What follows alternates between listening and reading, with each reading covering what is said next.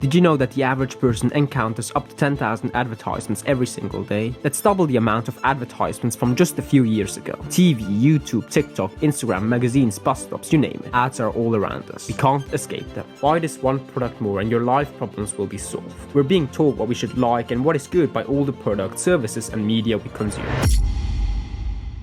Consumerism, the social and economic order that encourages the acquisition of goods and services in ever-increasing amounts. A few things to set straight here. Look, I don't say consuming is bad. I love buying things too. I'm filming this video with this brand new camera I just bought now. But you know what is tough? Cutting through all the noise out there and figuring out what truly matters to me. Our society is all about mass consumerism, and it often feels fake and inauthentic, not to mention the ethical and environmental concerns. How do we find our way in this consumer-driven world? In other words, how can we live more meaningful lives? Buying out of boredom.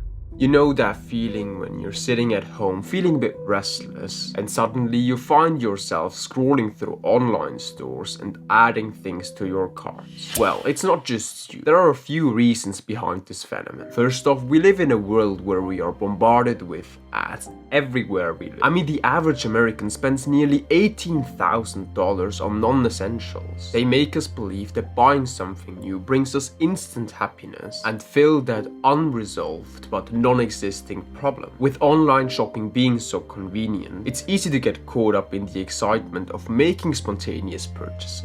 And let's not forget about the thrilling moment of getting a package delivered to our doorstep. All these factors combined create a culture of consumption that tricks us into thinking that buying things will fill the void of boredom. But here's the thing, buying out of boredom is only a temporary fix, because it rarely solves the underlying issue. It only leaves us with financial stress and a pile of stuff we don't really need. The environmental impact. 146 million tons of waste in America and 2 billion tons worldwide. Another terrible fact is that 99% of the stuff we buy gets trashed within 6 months. That's right, the clothes we wore once, the gadgets we couldn't resist, the trendy items we just had to have, all discarded and forgotten in no time. This excessive amount of consumption is fueled by our globalized economy and the ease of buying anything and everything online from all the corners in the world. It's like a never-ending cycle of mass consumption that keeps pushing us to the extreme. The consequence? Our precious planet bears our failed society. The resources extracted to make these products, the energy consumed in their production, and the waste generated during their disposal, all harming our environment. And that's why we need redirection. Buy meaningful things in life. Things that have a long-term impact on your well-being and not just for the sake of your short-term pleasure. People get a rush when they buy new things. Others have the feeling that they have to keep up with their friends or the people they see online. It's simply a fantasy. Companies and media influence you in order to buy more things, pushing you into the cycle of going to work, consume.